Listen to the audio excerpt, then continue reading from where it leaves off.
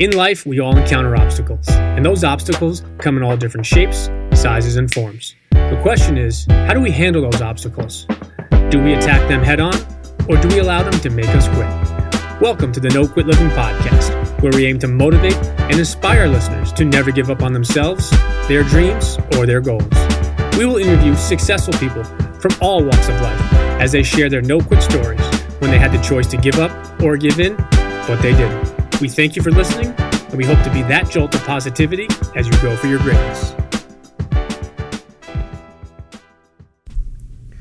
Welcome to episode number 174 of the No Quit Living Podcast. I'm your host, Christopher J. Worth, and today's theme of the day is driven.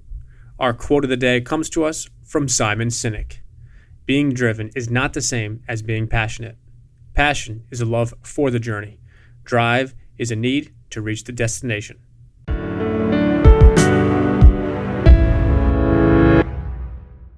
Today's episode is sponsored by the good people over at West Fair Communications, who publish the Westchester County Business Journal and the Fairfield County Business Journal.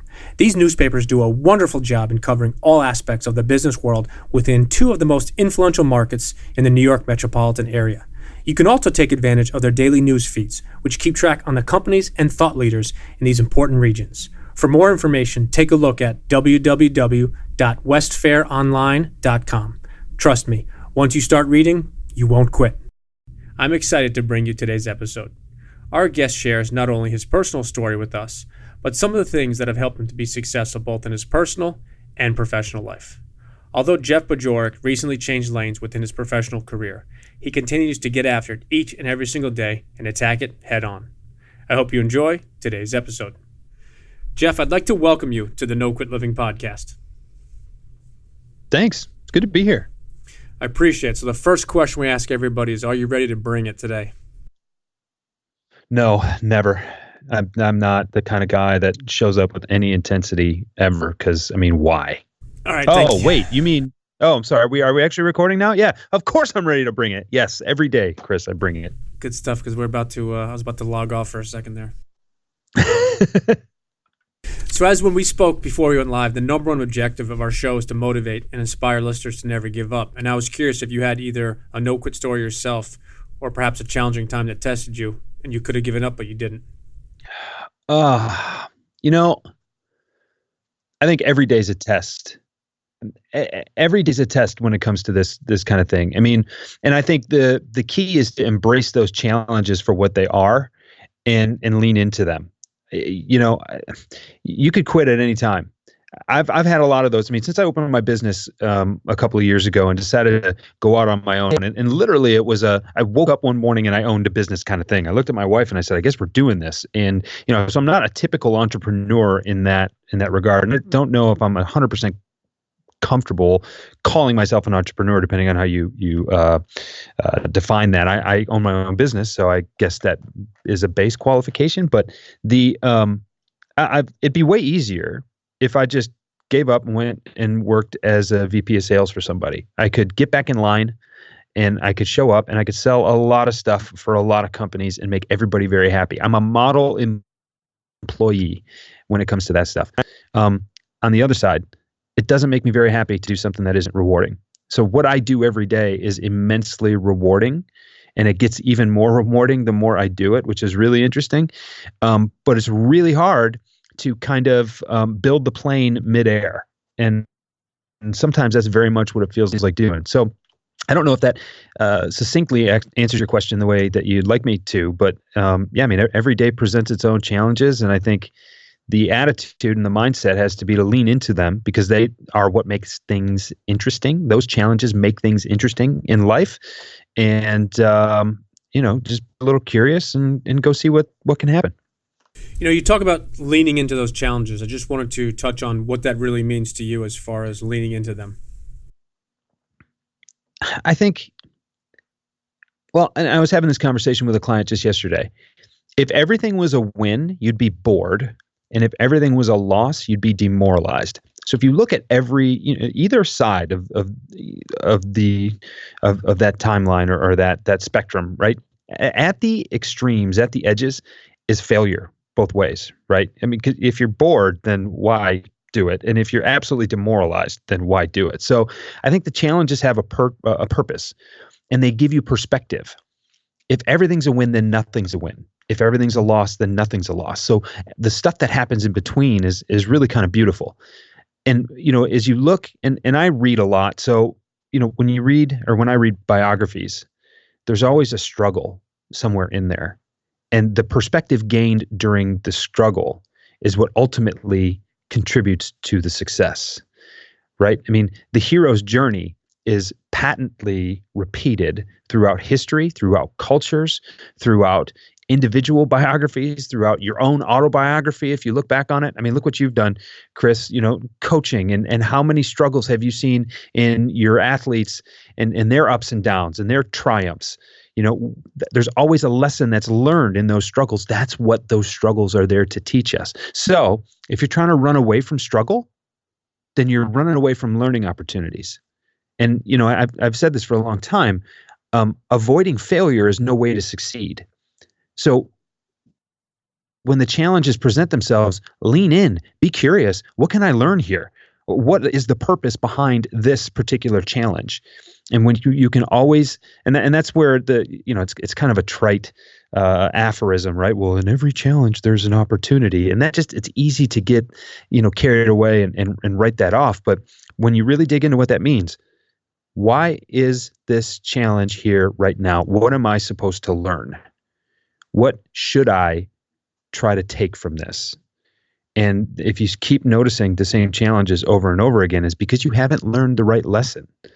And there's a lot of humility in that. And there's a lot of, you really have to check your ego to get the lesson sometimes. And sometimes that's the lesson, is you just need to check your ego before you can move forward. So that's what I mean by that. No, I appreciate that, and I think you touched on some really cool things, and you talked about books. I was curious if you've read something recently, or perhaps you're reading something that you'd like to recommend to our listeners. Oh, man. Everything I read is worth reading. We're in December right now. I just finished my 30th book and started my 31st for the year. I think as it relates, I'm looking. I've got them all kind of written on this whiteboard here in my office. One of the best books I've ever read is called Extreme Ownership. It's by Jocko Willink and Leif Babin. They were two former Navy SEALs that really distilled a lot of lessons from combat and brought them and put them in a business sense. And I think that would apply to your listeners. The other one is a book that was just released much more recently called Truthful Living. It's the earliest works of Napoleon Hill. This is before Think and Grow Rich. And at the risk of offending part of your audience, I had a hard time getting through Think and Grow Rich because it seemed to be just overtly sweet and saccharine, kind of just trite. Like it was a concept, and maybe because I've always really had a strong attitude, I didn't need this really given back to me again. But Truthful Living was work that was done before Think and Grow Rich. So you can see Hill kind of formulating some of these ideas, but it's about purpose, and it's about service, and it's about connections and real relationships, and it's about perseverance. It's not just have a great attitude, thoughts are things, and what you think about and will dictate your actions and then ultimately the results. This predates that, and I think it's much more inspiring. So Jeffrey Gitomer is a friend of mine, and he worked with the Napoleon Hill Foundation to annotate those early notes and lessons, and then put it out in collaboration with Amazon, actually. And it's a tremendous piece of work. And I think those two, take ownership of your responsibilities, take ownership of the results and the outcomes, and learn from the challenges that arise, but then also have a purpose. Look to connect with people, look to serve, and have good character in order to carry that stuff out. I'm going to give you two. You asked for one, I'm going to give you two. I like it. I love Extreme Ownership. I have not yet read Truthful Living. I will definitely check that out. And I don't know if I should tell you this or not, but I just finished my 95th book for the year. Yeah. It's funny. That's like really impressive. I am not a reader. A lot of times I'll do stuff on audiobooks and try to get through them a little faster. I was telling my wife yesterday, I just finished my 30th book, and she's like, "Have you read that many books ever combined?" And I'm like, "Hold on, sweetheart. Yes, I have." But more over the last 4 or 5 years than anything else. And now it's funny because I've got so many colleagues and people in my network now who have written books that they send them to me and they're like, "Hey, let's talk about this on the podcast, or let's get together and discuss this. I really want to know what you think." And so now I have to, it's like homework, right? And it's really good. But I've really had to discipline myself to sit down and read because I'm not someone who likes to sit still. So it's 30 books. I ask people, you said you finished your 95th, so you're well on your way to probably 100, 105 this year. 30 is the most I've ever read in a year. And I'm asking people, I'm like, is that a lot? Like, that sounds like a lot, but there's something about that doesn't make it feel like a lot. And then you say 95 and I'll just go back here and crawl into my hole.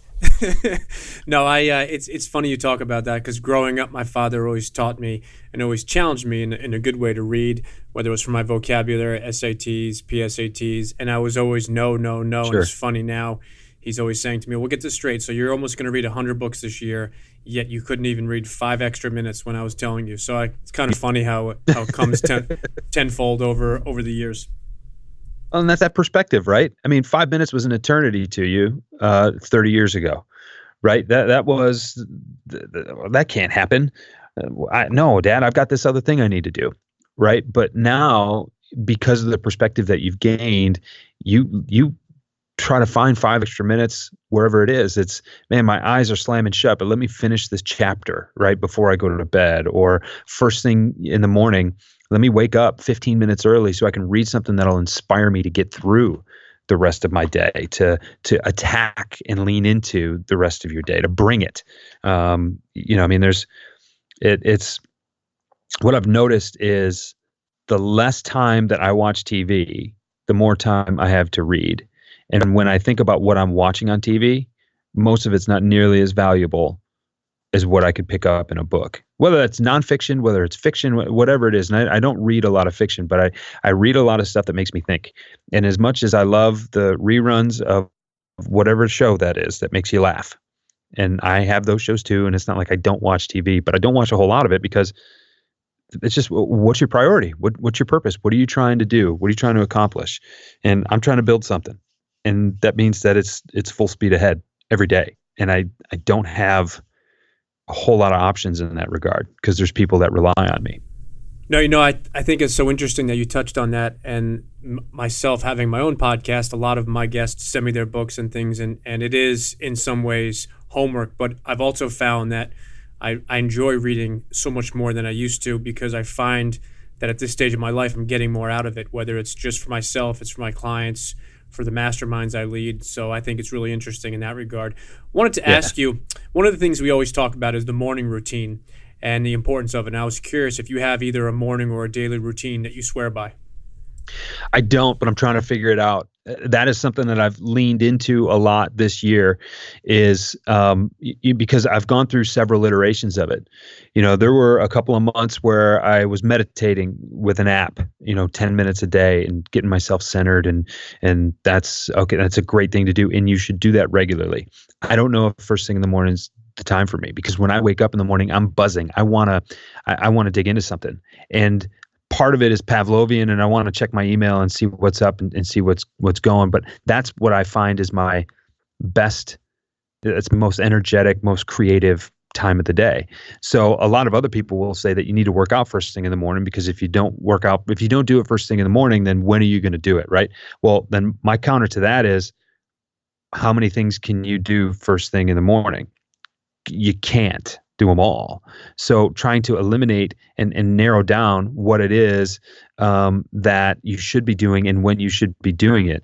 I listened to a book earlier this year by Dan Pink called When, and he talks about circadian rhythms and timing and when it is most effective to do certain things. And I actually got permission from that book, not as if he wrote it just for me, but I actually got permission from that book to not work out first thing in the morning. Because what I noticed was that I wouldn't want to be there, so I'd mail it in.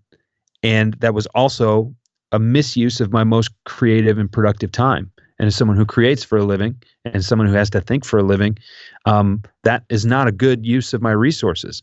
So what I realized is that I have kind of a mental lull between like 2:30 and 4:30 in the afternoon.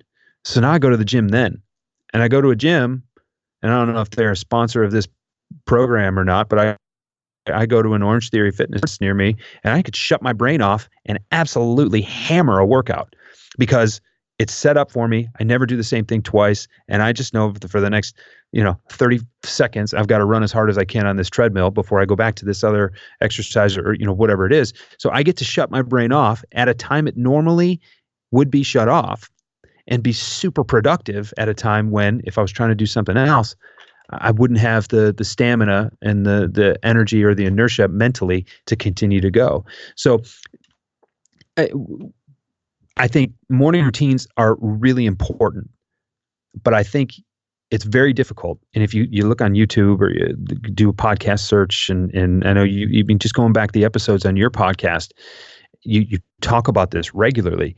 I think your listeners will notice the consistency in how different all those morning routines are. So I think it's important to find the one that works for you. And that's something that I'm still trying to figure out. Now, I'm glad you went into that and you elaborated on that, because for me, the reason I asked that question, the reason I preface that, do you have a morning or a daily ritual? Because what I've found is that not one single person in the almost 200 episodes we've done has answered that question remotely the same. Now, there have been similarities as far as what people do, but in regards to the order you do it and how you do it. And one thing that my listeners know is I'm a big gym guy. I get to the gym really early in the morning. But as you said, it's what works for me. And the reason I love to ask some of these questions is what I want to do for my listeners is I want to provide them with ideas and concepts. And what you say works for you is perfect, but it doesn't mean it's going to work for me. And the flip side is I might be struggling with something, and then all of a sudden you say something and the listener might be struggling as well, and the light goes off and you say, you know what, let me try it that way. And for me, I can't work out in the afternoon or evening to the extent that I do in the morning. So for me, it doesn't work. But a good friend of mine, for the life of him, he can't get up in the morning before work. So he does his workouts not only late, but later in the evening. And my father actually enjoys his workouts at like 8:30 at night, because that's kind of what it works for him. So I'm glad you touched on that. One of the things we also talk about is the emphasis of what you do each and every day as far as through your personal development. So I was curious, do you utilize a planner or a journal or a calendar or maybe an app that you feel has helped you plan and prepare your day? My calendar is, it's necessary. And, I'm trying to grow a business. My wife's managing the house and the kids and everything else. And I tell this to people, I tell this to clients all the time. If you're not sharing your calendar with your spouse, you're missing out on a tremendous opportunity to not only stay on top of things and make sure that, we all have, especially if you got families and you got kids and things like that. I mean, all the events, all the sports, all the school stuff, like it's got to get there. And one person can't keep track of all that stuff. So sharing a calendar with someone, and it enforces, or it requires that you're diligent about it. Because if you're, our rule anyway is who put it on the calendar first? It rules the road, right? So, my wife's really good about scheduling vacations and things like that out, because I'm not.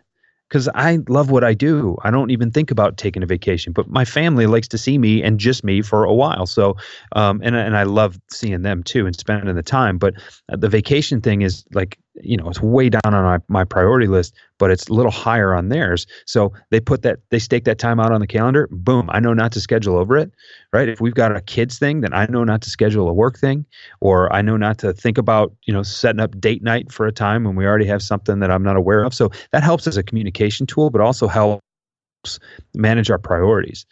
And I'm not the most tech savvy guy. I'm pretty comfortable with my phone. I'm comfortable with the computer.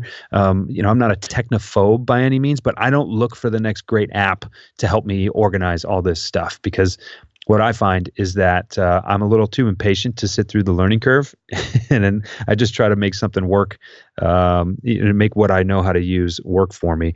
And I also think that sometimes, and the apps are really valuable for containing stuff that's really complicated, but I think What you need is not an app to help manage all the complicated stuff, but you need to think about whether or not everything needs to be so complicated.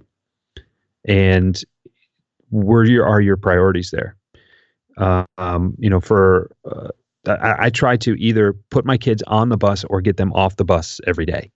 And sometimes that's not able to happen because I have to travel or because I have an early meeting and a late meeting or whatever that is. But I think, when you find that you have an anchor of your day, everything else seems to be a little more simplified. If I'm in town, I don't take calls from, 6 to 8 because that's dinner time, that's family time.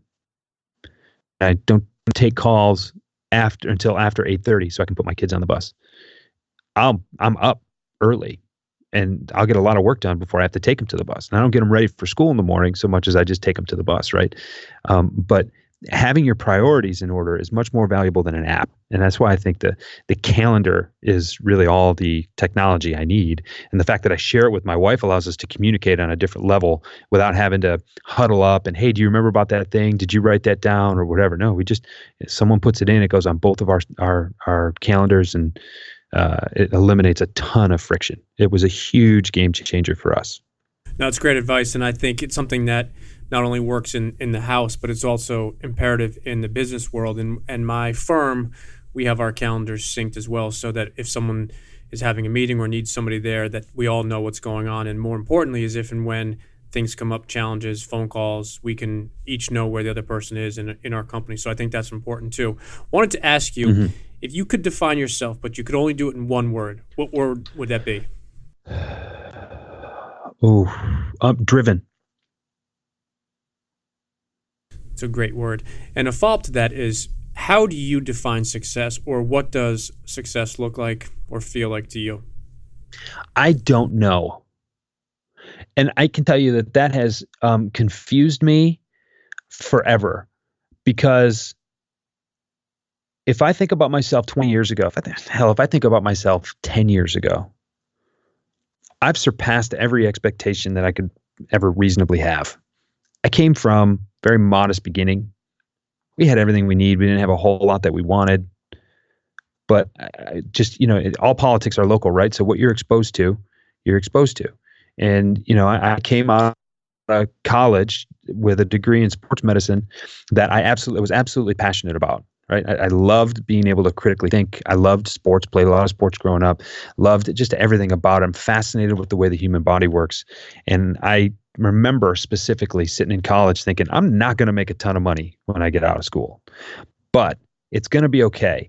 Yet I still had these just kind of images in my head. And, I always wanted the big house. I always wanted a little bit of freedom. I never had a desire to be a multi-gazillionaire. That was never anything that drove me. But I remember thinking to myself, look, I'm not going to make a ton of money in this, so I guess I'm going to have to make it some other way. I'm going to have to invest wisely or whatever that is. But there was this disconnect between what I knew I was going to be able to bring in and what I knew I ultimately wanted, but I wasn't concerned. And I came out of college and made $15.12 an hour, and I was thrilled because that was near the top of the pay scale for my profession as a new grad. I never would have guessed that I would have, and actually reluctantly took a job in sales. And then for the first year, wasn't sure I was any good at it. Looking back at it now, I know I wasn't. And then a couple of things come up and give you the opportunity to succeed. And when you're willing to take a risk because it just makes sense to do it. I mean, a calculated risk, a lot of times, if you put the right thought into it, will play out. And so I did that. And then I took a job. And then I got the right call from the right recruiter at the right time. And I took a different job and had an opportunity to take some new calculated risks. And then 7.5 years later, here I am. I guess I own a business now. And now here I am another 3.5 years later. And I still have this drive. And I don't have a financial goal because, look, we're putting some money away. We live a nice, comfortable life. I don't have the big house because it's not a small house, but I don't have this, I don't live in the primo neighborhood behind the gated community or anything like that. And I don't actually desire that. But every marker of success that I've ever had, I've already exceeded, yet I still know that there's more out there. And so I don't know exactly what it is that drives me, but I know that I'm driven. And it's really curious to me. And actually, I don't know how many guests flip things back around on you, Chris, but I'm someone who's always been taught to pursue goals, set a goal, be single-minded, be focused, go get it. Now I find myself going to get things, but based on feel. Like, I don't know where this is going to go, but it feels like the right direction. And I've been doing this long enough to trust it. Every time I've set a goal, it's been totally inappropriate because it's been short-sighted and, I'm under-targeting myself. And that's a totally weird place to be. What's been your experience with that? And how do you continue to push yourself? That's a great question, and I appreciate you going into what you did. For me, the reason why I asked that question is because I know there's no real answer. And by that, I mean goals should, I feel, continually change. And like you said, you've experienced or you've surpassed the goals you had a while ago. And I think that's the best part about personal development, whether it's reading, learning, whether it's being part of a mastermind or going back to school, or even in some ways furthering your education or career. And for me, I think when somebody else tells you this is what your goal is, or someone else tells you this is what you need to achieve to get to be successful or to be successful enough, I find that's where the issues are. And what I kind of try to talk about with my clients is the component of having your success be defined by yourself. And there's nothing wrong with having a monetary goal or a house. Oh, certainly not. Or a car. But what I always find is some of the interesting people that I look up to, and people that are both direct mentors as well as mentors of mine without even knowing it, those are the ones that always continually tweak and change and improve it. So I don't know if it's the best answer for your question, but for me, it's always thinking ahead, and not to the point of 10, 20, 30, 40 years ahead, but it's when you accomplish a goal, or like you said, maybe you and I start our own business and we have a goal of X amount of revenue, or having a couple people on our team, and all of a sudden we fast forward a year or two and we realize that that's not where we wanted to go, and we tweak it and we change. I think that's perfect. Where I don't think it is, you should always change your goals and objectives, like day trading. When the market's up a teeny bit or down a teeny bit, you all of a sudden totally change it. But I think some of the most amazing people that I've had the opportunity to interview and also be on some of their shows, they always talk about just always continually changing your goals and reaching higher. And when you hit one, you keep going more after that. And I just think that's the really interesting perspective of that aspect of having goals. And some people love goals, some people love New Year's resolutions, some people love objectives, and I think it's like you said, it's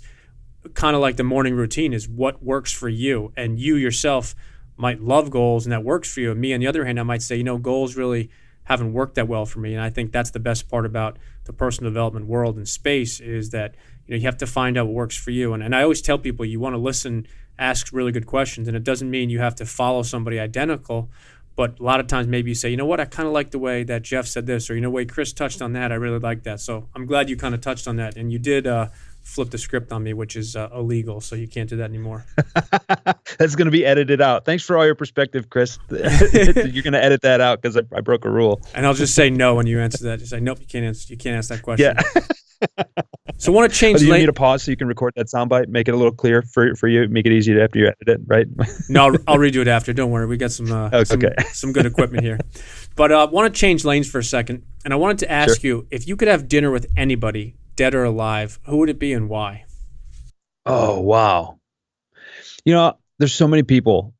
There's so many people because I'm just so curious. It's like I remember talking to my wife about this just a couple years ago. We were goofing around at dinner. It's like, okay, if you could have a dinner party, who would be there, and why would you want them there, right? And I am fascinated by people who are who know a lot. I'm curious and fascinated by other curious and fascinated people, and I'm a big fan of Malcolm Gladwell and his work. And he always digs so deep, and he comes up with things that you wouldn't think about. And that's what I think is so fascinating and informative about his writing. I think that he would be that would be a ton of fun. And if I could have more than that, then I think, and if I could go fictional and not even just dead or alive, we just watched Ocean's 11 and Ocean's 12 in the last couple of weeks because I just love those movies. And the George Clooney and Brad Pitt characters from those movies, there is not I don't think I could have much more fun than, with those two guys or those two characters anyway. And I think I'll round out the foursome here.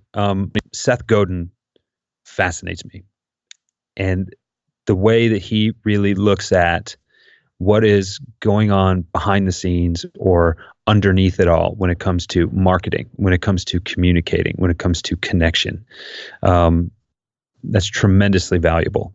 And I know that Pitt and Clooney know each other, and I know that Godin and Gladwell know each other. So, between the five of us, even if we couldn't gel together, one pair could be on one side of the table, the other pair could be on the other side of the table, and I could just even bounce back and forth between those conversations. So, that's a fun evening. I could keep going, Chris. There's so many. I mean, there are dozens of people that I would love to spend time with, but are we looking to dig into curiosities? Are we looking to dig into connecting with people? Are we looking into just having fun?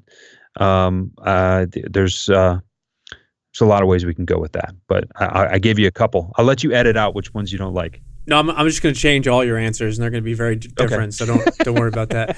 But speaking of movies, as a movie buff myself, just have to ask, what is your all-time favorite movie? I think it's Ocean's 11. And there's a lot of great ones, but I think it's Ocean's 11. I think Fight Club's way up there too. I love the way that movie was shot, and I love the provocation that comes out of the dialogue and the writing there. I will quote so many lines from Bull Durham on a regular basis because I used to watch that movie growing up when I was a kid and playing ball. And I don't watch as many movies anymore as I used to. Some about not sitting still or not wanting to sit still and trying to grow a business at the same time. But loved those movies. And here's one that this is an under the radar favorite. Get Shorty from like 1995. Travolta, DeVito, Gene Hackman, Rene Russo, some of the most sublime, dry wit you will ever see. And I worked at a movie theater at the time, so I saw that movie 100 times while I was waiting, while I was working, in high school. And it's so good. And so many people haven't seen it. And my wife just shakes her head because she doesn't understand why it's funny. I roll on the floor. So that's one you should check out. And that's probably why you think it's more funny, because you roll on the floor as opposed to actually paying attention to the fact that she doesn't think it's funny. So it's so subtle. It's so good. Yeah, no, that's the best part about some of those movies, that the ones that aren't crazy well known, those are the ones that I think sometimes are the funniest, or more importantly, sometimes just the most interesting. Yeah. So I wanted to ask you, before we wrap up here in a minute or so, wanted to get your definition, or what does the word accountability mean to you? I think it means taking ownership for the results. I think it means the buck stops here. I think it means understanding why something needs to be done. And once you get on board with that why, you do everything that you need to in order to support that. And like if I've got a book deadline, if I've got, to write my email to my list, this Sunday, like that's got to get done. People are relying on me. People will miss me if I'm gone. And so I need to show up for them. No, I think that's so true. And I love the buck stops here. That has not been used in that question. So I'm glad that you touched on that. And then wanted to ask you, before we let you go, if you have any parting words you'd like to leave with our listeners. You know more about what needs to be done than you think. And if you are taking that for granted and you're doubting yourself because no one's done it like that before, I think that's something worth leaning into. I think the stories that we tell ourselves are the ones that we listen the closest to and the ones that we pay the most attention to. And I think a lot of times that narrative is second guessed. And when you look at the people who have changed the world, it's because they have followed their own intuition. And damn the torpedoes, this is where I'm going, and tell me why I can't do this. Most people will second guess themselves and say, I've never done that before. No one's ever told me to do that before. Can I? Ooh, there's a lot at risk here.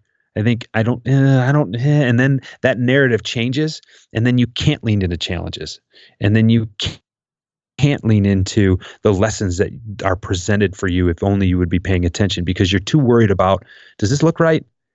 Does this business idea make me look fat? Right? Like it's this, we're so prone to judging ourselves based on the standards that have been set before us, because at the same time, so many people are looking for a guidebook. They're looking for a field manual. They're looking for directions. You know what to do. You're just not doing it. And a lot of times it's because you're afraid. You know more than you think you do, and you have better instincts than you think you do. Trust those more often, and you're going to be wildly successful. That's great advice. And then last question for you is, what's the best way for our listeners to either connect or follow you or find out more about you and all the stuff that you're doing? My website is my name, jeffbajorek.com, be like boy, AJOREK.com. My email is jb@jeffbajorek.com. Shoot me a message. I'm happy to hear from people. I'm happy to return those messages. I don't have a service replying for me or anything like that. Everything that I do for companies and from a business development standpoint is available there. If you follow me on Twitter @JeffBajorek, it's a little bit goofier. Sometimes I'll get involved with sports or golf or whatever. But I'm on most of the social media channels. You may find me on Facebook. I'm really not there. I try to stay away from that platform. But Google my name and you will see where I am. And I love interacting with people. I do what I do because of the connections. And I'm happy to help, whether it's from a success standpoint and some of my philosophies that I've shared with you here, or, if you've got questions about how to grow your business. I love having those conversations. So, thanks for having me on, and I encourage people to reach out and don't be shy. Well, listen, Jeff, I truly appreciate not only some of the book recommendations, the movie recommendations, but all the insight you shared with us. It was a fun interview. I think of it more as a conversation, but definitely appreciate you, your time, and hopefully we can stay in touch. Oh, would love that. Thanks so much for having me on. Really, really appreciate it.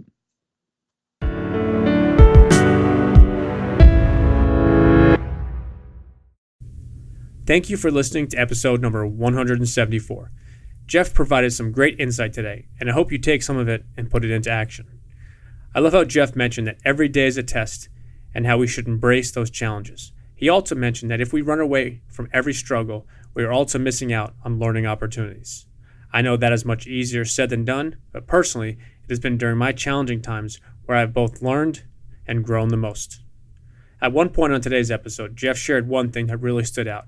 He said if everything was a win, you'd be bored. And if everything was a loss, you'd be demoralized. It's the stuff that happens in the middle that's beautiful. My challenge to our listeners today is very simple. The next time you encounter a challenging time or experience a struggle, embrace it. Don't shy away, don't just ignore, but instead embrace it, learn from it, and kick its butt. Embrace those challenges, welcome those obstacles, and learn from your struggles as you go for your greatness. And lastly, to our listeners, thank you. We truly appreciate your time, and we hope our episodes inspire you to keep on attacking life and never giving up. To quote Dr. Norman Vincent Peale, it's always too early to quit.